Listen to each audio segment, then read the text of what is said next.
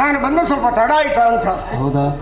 ಅಮ್ಮ ಮಹಾತಾಯಿ ಸೌಕೂರು ದುರ್ಗಾ ಪರಮೇಶ್ವರಿ ಇವರೆಲ್ಲರ ಅಭಿಮಾನ ನನ್ನ ಬದುಕಿನಲ್ಲೂ ಕೊನೆ ತನಕ ಉಳಿಯುವಂತೆ ಅನುಗ್ರಹಿಸು. ಚಪ್ಪಾಳೆ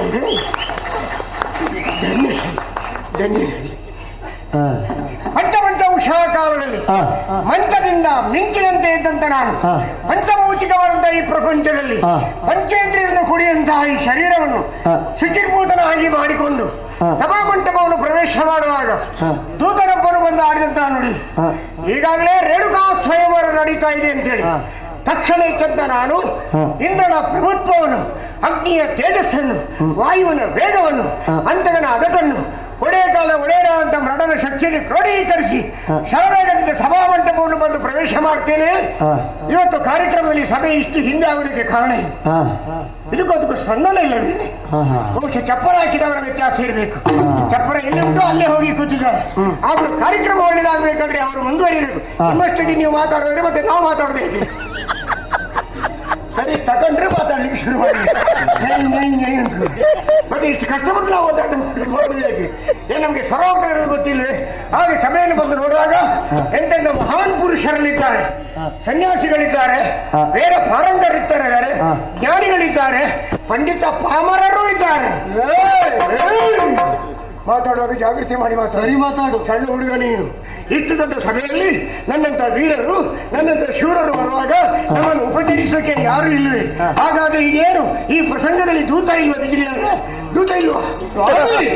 ನೀವು ಸ್ವಾಮಿ ಅಂತ ಕರೀಬೇಡ, ನಾನು ಸನ್ಯಾಸಿ ಆಗಲಿಲ್ಲ ಇನ್ನು. ಮೀಸೆ ಬರ್ತ ಹುಡುಗ ನೀನು. ನಂತರ ಮಾತಾಡೋದು ಇತರದಿಂದ ಮಾತಾಡು. ನನಗೊಂದು ಜಿಜ್ಞಾಸೆ. ಯಾವುದು? ದೂತನಾದವನಾತನಾದ್ರೆ ದೂತ ಮಾಡುದು ಯಾರು ಅಂತ. ಇನ್ನೊಮ್ಮೆ ಹೇಳು. ದೂತನಾದವನಾತನಾದ್ರೆ ದೂತ ಮಾಡುದು ಯಾರು ಅಂತ. ಎಂತ ಚಪ್ಪಾಳೆ ಆಗಿದೆ, ನಾನೇ ಬರೆದು ಕೊಟ್ಟದ್ದೆ. ಬಹುಶಃ ನಾನು ಅರವಲ್ಲಿ ಮಾತಾಡುವಂತ ವಿಚಾರವನ್ನು ನಿನ್ನ ಗುಪ್ತಚಾರಕ್ಕೆ ಬಂದು ಕೇಳಿರುವುದು. ಅದನ್ನು ಇನ್ನಂತರ ಹೇಳಿ ಆಮೇಲೆ ನನ್ನ ಮುಂದೆ ನೀನು ಹಾಕ್ತಾ ಇದೀಯ.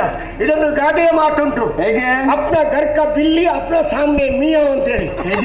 ನಮ್ಮನೆಯೇ ಬೇಕು, ನಮ್ಮ ಮುಂದೆ ಮಿಯಾವ್ ಅಂತ ಹೇಳ. ಮಾತಾಡೋ ಜಾಗೃತಿ ಮಾಡು. ಬರುವಂತಹ ವೇಳೆಯಲ್ಲಿ ಉಪಹಾರದ ವ್ಯವಸ್ಥೆಯನ್ನು ಮಾಡಿದ್ದೇವೆ. ಉಪಹಾರದ ವ್ಯವಸ್ಥೆ ನನಗಾಗಲಿಲ್ಲ. ಸತೀಶ್ ಹೆಗ್ಡೆ ಅವರು ನನಗೆ ಬೇಕಾದ ಉಪಹಾರದ ವ್ಯವಸ್ಥೆ ಮಾಡಲಿಲ್ಲ. ಆದ್ದರಿಂದ ಅದನ್ನು ಬಿಟ್ಟಿದ್ದೇನೆ ಇವತ್ತು. ನಾನು ಕುಡಿಯೋದಕ್ಕೆ ನಿಂದು ನಂದು ಚಿಹ್ನೆ ಒಂದೇ ಆದ್ರೆ ಇಬ್ರು ಪಾರ್ ಮಾಡ್ಕೊಂಡಿರುವ.